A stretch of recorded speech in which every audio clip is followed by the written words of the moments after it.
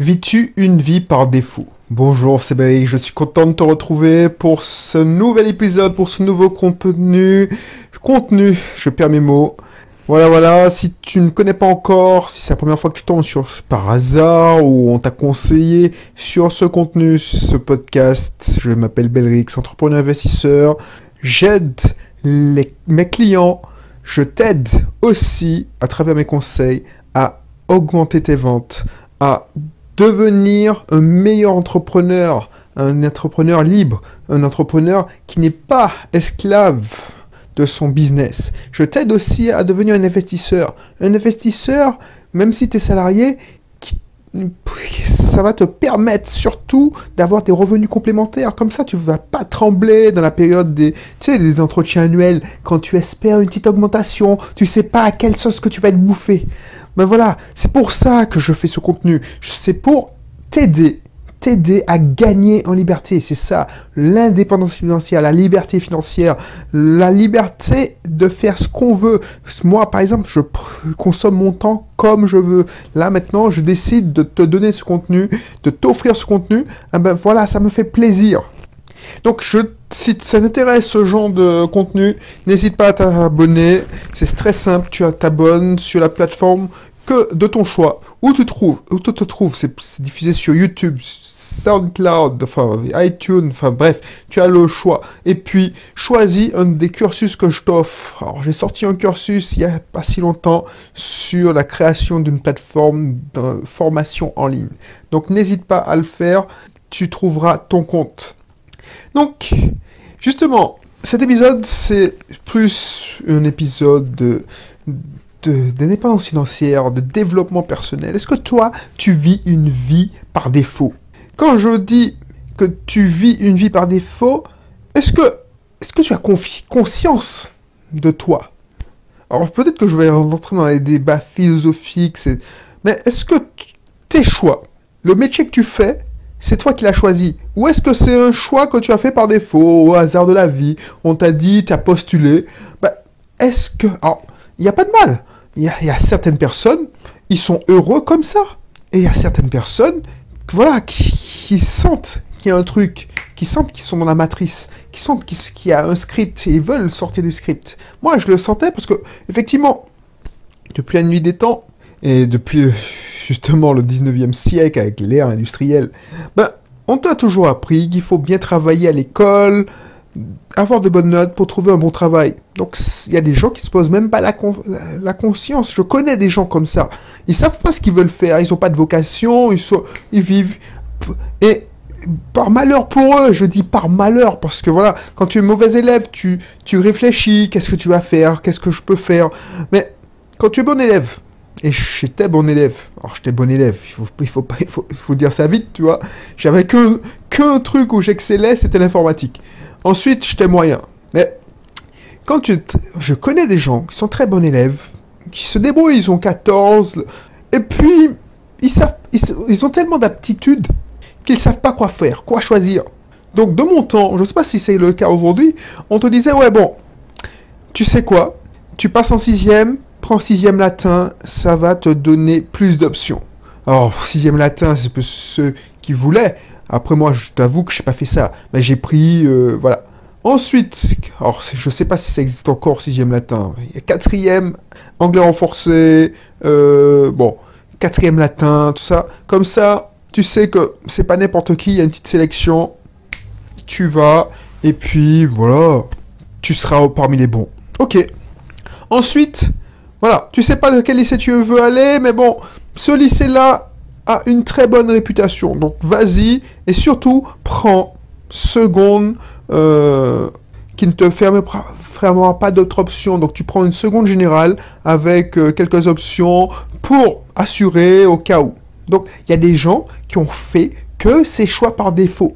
Ils ont eu une vie par défaut. Ils étaient bons, ils étaient intelligents, mais ils veulent assurer le truc. Ils veulent pas se fermer d'options. Ensuite, tu arrives à la fin de l'année de la seconde, on te dit, bon, tu sais pas qu'est-ce que tu vas faire? Tu vas avoir des conseils d'orientation. Entre parenthèses, enfin bref, je vais pas dire ça parce que je le reconnais pas, c'est leur métier, mais bon. Ah non, mais vous voulez faire ça? Non. Moi, je savais ce que je voulais faire, donc c'était facile pour eux. Mais un tel. Alors, je vais appeler cette personne Cynthia, tiens. Cynthia arrive et puis elle se dit, tiens, je sais pas quoi faire, madame. Je débote. Ah ben, vous avez de très bonnes notes. Mais pourquoi vous faites pas... Ben, prenez S. Au cas où, parce que S, ça ouvre la voie à tout. Donc, tu prends S. S, ensuite, tu prends... Alors, je sais pas si ça se passe encore comme ça, mais tu prends une option, et comme tu veux pas casser tes options, tu prends S, option maths, ou option physique-chimie, comme ça te donne encore deux options. Et ainsi de suite, ainsi de suite. Ensuite, je connais déjà, c'est du vécu, qui font une classe prépa. Et puis, ils finissent dans la finance, ils finissent ingénieurs, ils finissent... Alors, ils n'ont pas raté leur vie pour le commun des mortels. Sauf que, maintenant, et ça se voit de plus en plus, moi, Dieu merci, j'ai fait tout ce que j'ai voulu faire. Le seul truc que j'ai pas voulu faire, et que, moi, finalement, c'était pas un regret, parce que je me suis bien amusé, c'est... Je sais pas. Depuis tout petit, je voulais devenir informaticien. Et puis, en première, j'ai voulu devenir ingénieur du son. Et ensuite, finalement, je suis retombé dans l'informatique. Heureusement. Mais j'ai fait tout ce que je voulais faire. Mais il y a certaines personnes qui arrivent, justement, à cette période-là, vers 35, 36, 37, et ils se disent, waouh, putain, je passe à côté de quelque chose. Parce que, voilà, la vie te laisse pas une seconde à toi. Il y a plein de personnes que je connaisse qui ont fait ça et qui ont fini dans l'enseignement, qui ont passé des concours, ils sont cadres, fonctionnaires de catégorie A, ou ils sont fonctionnaires, ils sont enseignants, et puis, et au bout d'un moment, quand ils... Alors,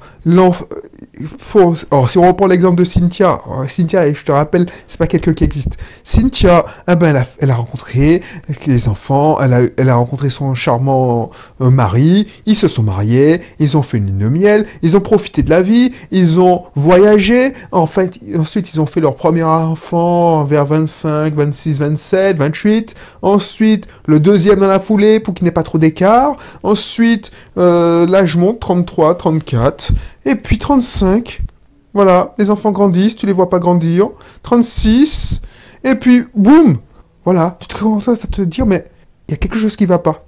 Et tu te rends compte, voilà, que tu as suivi un script. Alors ça c'est bien, parce que maintenant je constate que notre génération se rend compte de plus en plus tôt. Ce qu'on appelait la crise de la quarantaine, c'est exactement ça. Maintenant ça vient plus vers 35, 36, 33, mais... Ce qu'on appelle la crise de la quarantaine, c'est exactement ça. La crise de la quarantaine, à l'époque, c'était que tu arrivais à la moitié de ta vie, tu te rendais compte que voilà, tu n'avais pas accompli les rêves que tu t'étais donné quand tu avais 20 ans. Donc tu arrives à 40 ans, tu te dis putain, mais je suis passé à côté de ma vie. Et tu veux vivre. Et ben là, c'est la même chose. Et Cynthia, elle se retrouve, voilà. Alors il y a certains qui vont... Alors, je sais pas moi, qui vont voir ailleurs parce qu'ils se font chier, ils se disent, mais je me fais chier dans mon mariage, donc ils vont voir ailleurs. Il y a certains qui décident je sais pas, mais voilà. Et est-ce que toi, tu ressens, tu vois que tu vis une vie par défaut? Est-ce que tu vis une vie par défaut? Parce que si tu n'as pas conscience, si tu t'es jamais posé la question et puis tu te rends compte que, voilà, mince, en fait... J'ai fait toujours ce qu'on m'a dit de faire. Mes professeurs m'ont dit prends S, j'ai pris S. On m'a dit de faire ça. Mes parents voulaient que je sois avocat ou docteur, tout ça. Je l'ai fait. Je me suis pas rebellé parce que j'étais un enfant sage. Et ça m'a plutôt bien réussi. Mais j'ai l'impression que, voilà. Et je connais des gens comme ça. Je connais un ami. Il avait réussi le concours pour entrer à EPITA. C'est-à-dire que, alors, EPITA, c'est une grande école d'informaticiens, d'ingénieurs, qui te recrute à bac. Tu passes le concours, et puis tu es recruté à bac. Donc moi, tu sais, justement, il avait passé le concours en première, ou fin de première, il me semble, puisqu'on était en option informatique, il avait passé le concours fin première, et je me souviens qu'il m'a dit, ouais, tu veux pas passer au concours, blablabla. Je lui dis, mais non, je veux devenir ingénieur du son, parce que j'étais dans ma propre période ingénieur du son. Donc du coup, j'ai pas donné suite, et lui, il a été pris. Et pour moi, sa carrière était tracée. Quand tu sors d'EPITA, c'est une grande école. Après, ils ont ouvert Epitech. Si tu connais, Epitech, c'est plus connu, mais quand ils ont ouvert Epitech, c'était un peu moins sélectif. Je sais pas si ça a changé, mais EPITA, c'était la grosse école. Ou je crois qu'il a... Non, il a pas été à Epita. Il a été pris à Epita, mais il avait fait les frais. Bon, je veux pas te prendre la tête avec... Mais c'était une grosse école d'ingénieur, bien cotée. Quand tu sortais de là, ton avenir était tracé. Tu travaillais dans les plus gros comptes, Airbus, tout ça.